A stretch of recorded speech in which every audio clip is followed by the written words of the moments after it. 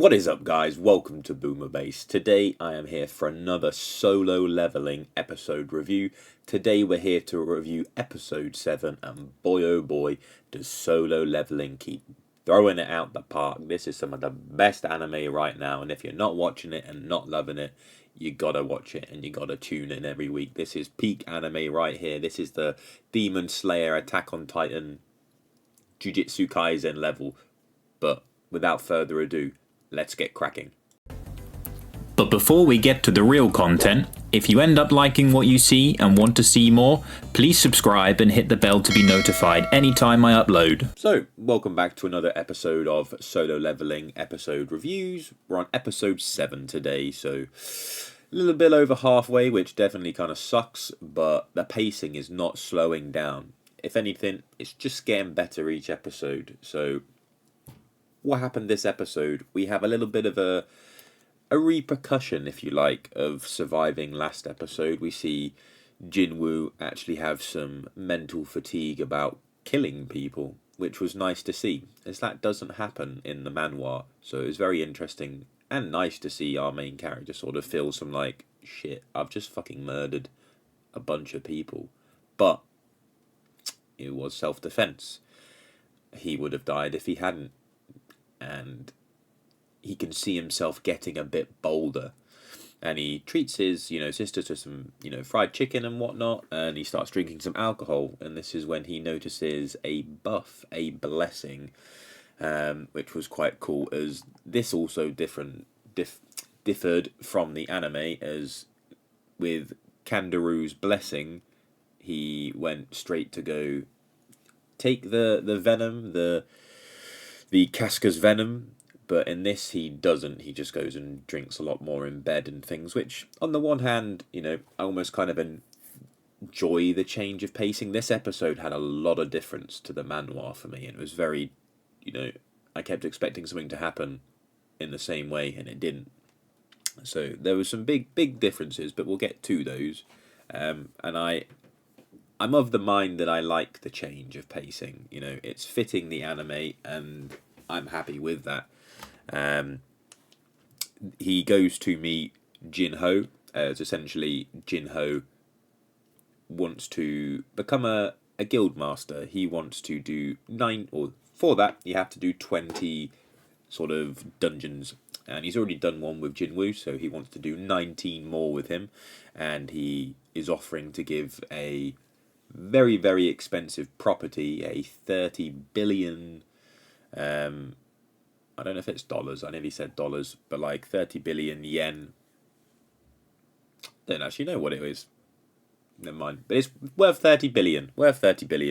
And unlike the manhwa, he declines. He immediately accepts in the manhwa, which was different. So the change of pacing is certainly different, but it's not too crazy, and potentially will just make the anime more enjoyable as a whole. I don't know. I'm not disliking it, so I can't really say it's bad or anything. But then we get to some great foreshadowing. Hwang Dong-soo, the brother of the person that died in last episode, he is an S-rank hunter, and he found out about Jinho and Jinwoo directly from his sort of assistant Laura, compared to a fax this time.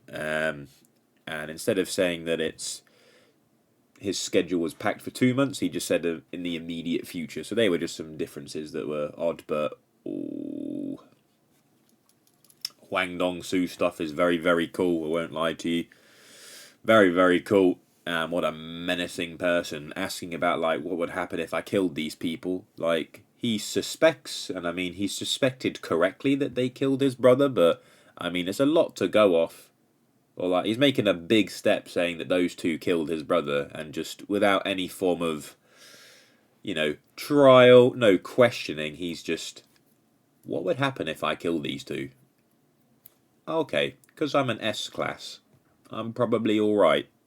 Which is just, it spells for some disaster for some of our main characters, but all will tell, and all will come in future episodes.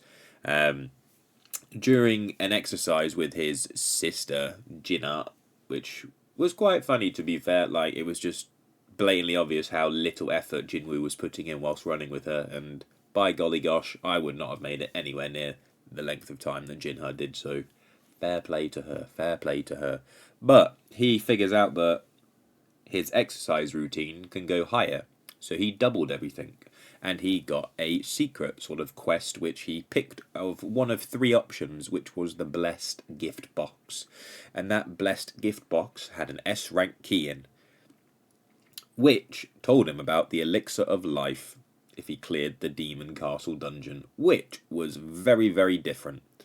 He doesn't learn about the Elixir of Life for a very long time. The reason he goes to the Demon Castle is to just get stronger, to help essentially Jinho with the 19 other dungeons. He doesn't go there to get the Elixir of Life to save his mum. That element comes a bit later down the line. So they kind of reversed things around and changed it. I mean, it's cool. We're taking a different step for his goals of continuing to protect his family and things, and I'm assuming the bits with Jinho will come very soon. I've got like all the names to the side of me, which just helps so much more than trying to just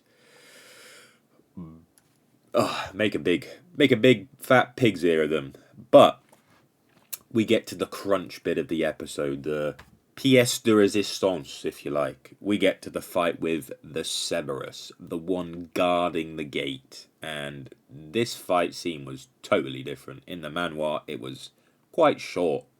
In this, I think about half the episode was done for it, and it showed the entire sort of battle and Jinwoo essentially nearly dying on multiple occasions.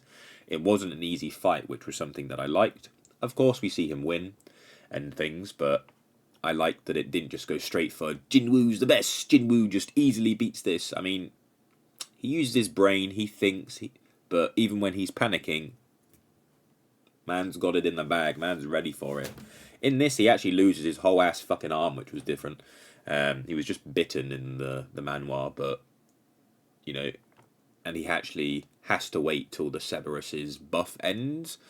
And one thing that, probably the only bit that I didn't like in the episode, is that in the manhwa, the Cerberus's head just gets twisted, but in this he's just stabbing it in the eye until it dies, which I would have preferred to see the neck twist, because that's just cool. And in this fight scene, he actually takes Casca's venom while he ends up running and hiding from the Cerberus, because it's just beating the Eveleth and fuck out of him. If he didn't have his instant recovery, he would have died easily. He loses a crazy amount of HP even after the full recovery, and for the first time he buys potions, in which they did nothing. And then after fighting the Cerberus, he receives the recipe for the Elixir of Life, which was wholly different. He doesn't get that till much later, but I'm surprised they changed a fair bit for how like the manhwa went, but again, I haven't read the light novel, so I don't know how different this is. The changes are good changes. I wouldn't say they're really better than any other, but I'm enjoying the changes enough that it's not bothering me at all. It's making sense what's happening. It's not like they're changing some bits and it's like, whoa, why the heck does that happen? I mean, the Elixir of Life to save his mum bit was very just like, pew! He's been quite calm and collected and whatnot, and then he just saw this Elixir of Life can cure any illness, and his brain just went default, boom, straight into an S-class dungeon, which he's not really capable of for.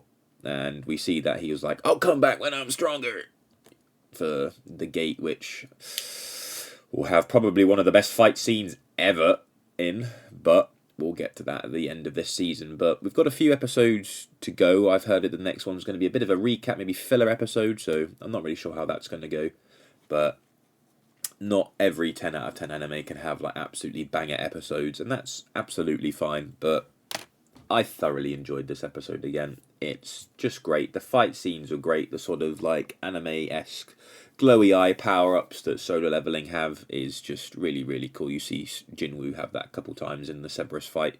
So very, very cool.